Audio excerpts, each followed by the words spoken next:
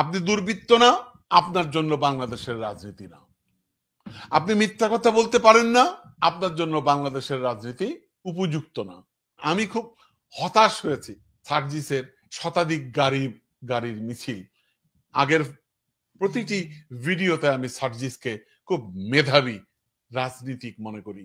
জামাতে ইসলামেও অনেক দুর্বৃত্ত আছে, সার্জিসের কাছ থেকে আমি এটা আশা করি। উড়োজাহাজ থেকে নেমে শতাধিক গাড়ি সহ শোডাউন দিয়ে নিজ এলাকায় সার্জিস আলম, এবং এখানে তারপরে ওনাকে নিয়ে একটা পোস্টার হয়েছে, ইত্তেফাক করেছে। সেই পোস্টারের ভাষাটা এরকম, প্রায় 50টার মতো গাড়ি, 600 করে যে 3 লাখ টাকা ভাড়া দিতে হয়েছে, তার টাকা দেওয়ার সামর্থ্য আমার পরিবারের আরো 50 বছর আগেও ছিল, এবং আমি বিশ্বাস করি অন্য কেউ না, শুধু আমার দাদা আমার জন্য যতটুকু রেখে গেছেন সেটা দিয়ে আমি আমার ইলেকশনও করে ফেলতে পারবো ইনশাল্লাহ। সো এটা সার্জিস, মানে এই তাকে নিয়ে যে আলোচনা, এই যে বিশাল 100 আমার মনে হয় না 100-100-র নিচে হবে হয়তো। সো 100 যদি আমি যুক্তির মানে তর্কের খাতিরে ধরি, এই যে শোডাউন যে বিতর্ক, সে বিতর্কের মধ্যে সে এই কথাটি বলেছে। এই কথাটি বলার পরে আমার মনে হয় যে তাদেরই অর্গানাইজেশন, তাদেরই রাজনৈতিক দলের ডক্টর তাসনিম যারা যে একটা স্ট্যাটাস দিয়েছে, এবং সেই স্ট্যাটাসটা দিয়েছে তাকে অনেকটা পজিটিভ স্ট্যাটাস আমার কাছে মনে হয়েছে। যারা যখন এটি লিখলো, এবং যারা এটা লিখার প্রয়োজনটা ছিল কিনা আমি জানি না, তবে যে বেশ কিছু প্রশ্ন সেখানে সে করেছে, এবং সেই প্রশ্নগুলো যে করেছে, এই প্রশ্নগুলোর মধ্যে মানে সে রেফার করেছে যে আমাদেরকে নিয়ে যারা আশা দেখে, যারা কল্পনা করে, যারা নতুন বাংলাদেশের স্বপ্ন দেখে, তাদের মনে এই প্রশ্নটা জাগবে। এবং খুব চমৎকার করেই উনি এই প্রশ্নগুলো করেছেন। এবং আমি মনে করি যারা চেনেন না, তারা হয়তো যারা সম্পর্কে জানবেন না, উনি একজন ডাক্তার, এবং আমি মনে করি আমার জানা মতে আমি ওনাকে খুব মানে অনুসরণ করি, আমি তার প্রত্যেকটা ভিডিও দেখি। তো এখন যারা যে কথাটি বলেছে, সে এজ এ ছোট ভাইয়ের মতো তাকে সাজেশন দিয়েছে, প্রশ্ন করেছে। এখন প্রশ্নটা হচ্ছে, সে যখন এই প্রশ্নটা করেছে, সেই প্রশ্নের আবার আমাদের মনে হয় যে আমাদের সার্জিস এই প্রশ্নের উত্তরও সে ওই ফেসবুকেই দিয়েছে। অর্থাৎ যারা ফেসবুকের মাধ্যমে প্রশ্ন করেছে, এবং সার্জিস ফেসবুকের মাধ্যমে উত্তর দিয়েছে। হ্যাঁ, মানে বিষয়টা এরকম আর কি। এখন প্রশ্ন হচ্ছে, না এটি কি তারা অন্যায় করেছে? না, আমি মনে করি এটা তারা অন্যায় করেনি। এটা তারা অন্যায় করেনি। এটা তাদের ওই যে বললাম জেনারেশন জি, আমরা যেটা কল্পনা করি, আমরা যেটা চিন্তা করি, সেরকম করেও তারা চিন্তা করে না। এটাই বাস্তবতা, এটাই সত্য। কিন্তু প্রশ্ন হচ্ছে যে আমাদের যে মনস্তত্ত্ব, আমাদের যে রাজনৈতিক চিন্তা ভাবনা, আমাদের যে রাজনৈতিক শিষ্টাচার, আমাদের যে রাজনৈতিক প্র্যাকটিস, এটাকে তো তারা ভাঙতে চায়। তো এখন এটাকে এভাবে ভাঙা যাবে কিনা আমি জানি না, তবে আমি মনে করি যে প্রত্যেকটি রাজনৈতিক দলের নিজস্ব কিছু প্যাটার্ন থাকা উচিত। এখন ফেসবুকের মাধ্যমে যদি রাজনীতি হতো, তাহলে তো সবাই ফেসবুকের মাধ্যমেই রাজনীতি করতো, তাই না? তার কারণ আমি মনে করি যে বাস্তবের রাজনীতি এবং ফেসবুকের রাজনীতি টোটালি ডিফারেন্ট, একদম ডিফারেন্ট। যেটা সার্জিস অন্তত তার ব্যাখ্যাতে বলেছে, যে সে তার ব্যাখ্যা দিয়েছে। কিন্তু আমার প্রশ্ন হচ্ছে যে সার্জিসের কি এটা করা খুবই জরুরি ছিল? মানে এই যে শোডাউন, আপনি নতুন বন্দোবস্তের কথা বলছেন। What is the meaning of নতুন বন্দোবস্ত? নতুন বন্দোবস্ত মানে একটি ব্যবস্থা আছে, যেই ব্যবস্থাটাকে পরিবর্তন করতে চান। এবং সার্জিস যেটা বলছে যে আমি এই পরিবর্তনটা আমরা কি হুট করে করতে পারবো না, আমাদেরকে গ্র্যাজুয়ালি করতে হবে।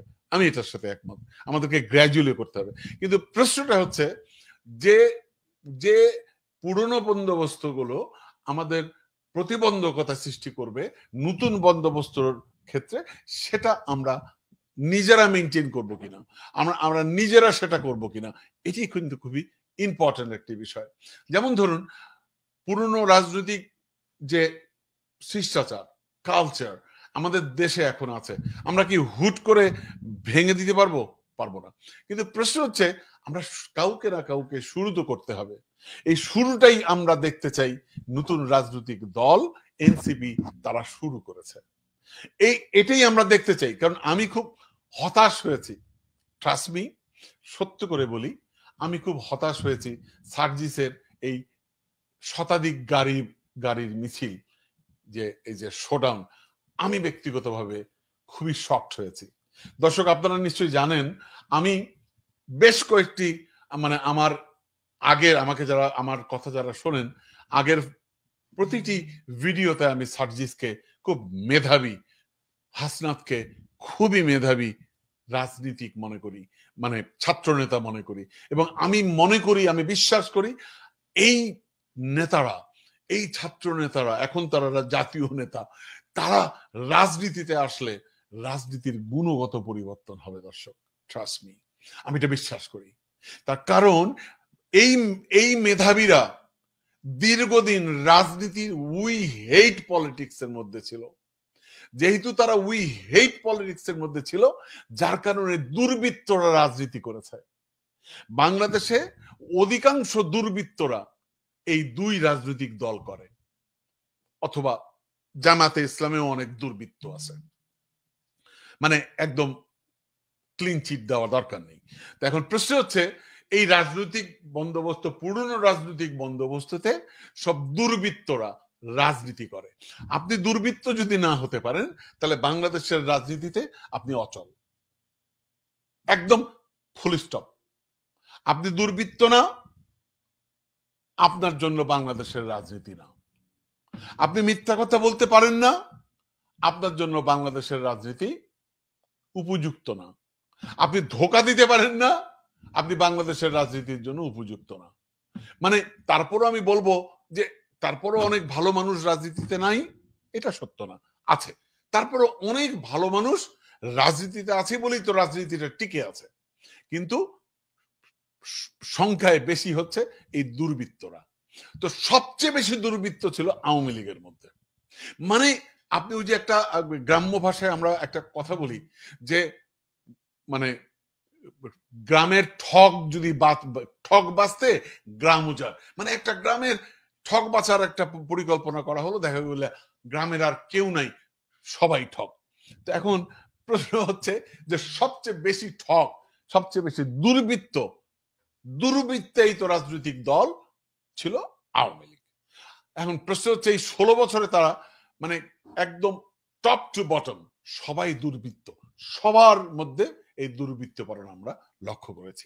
তো এখন প্রশ্ন হচ্ছে এই পুরনো রাজনৈতিক এই দুর্বৃত্তায়িত রাজনীতি থেকে আপনি নতুন বন্দোবস্তের কথা বলছেন, আপনারা তরুণ, আমরা বিশ্বাস করি, আমি আমার ব্যক্তিগতভাবে আমি সবসময় একটা কথা বলি, আমি তরুণদেরকে রাজনীতিতে দেখতে চাই, আমি এই মেধাবীগুলোকে রাজনীতিতে দেখতে চাই। সো এখন প্রশ্ন হচ্ছে এই মেধাবীরা যদি এখন এই পুরনো বন্দোবস্তের মতো বুলিয়া মানে প্র্যাকটিস করে, তারা শত শত গাড়ি নিয়ে যদি করে, তাহলে এটি খুব দুঃখজনক। আমি এটা অন্তত সার্জিসের কাছ থেকে আমি এটা আশা করি।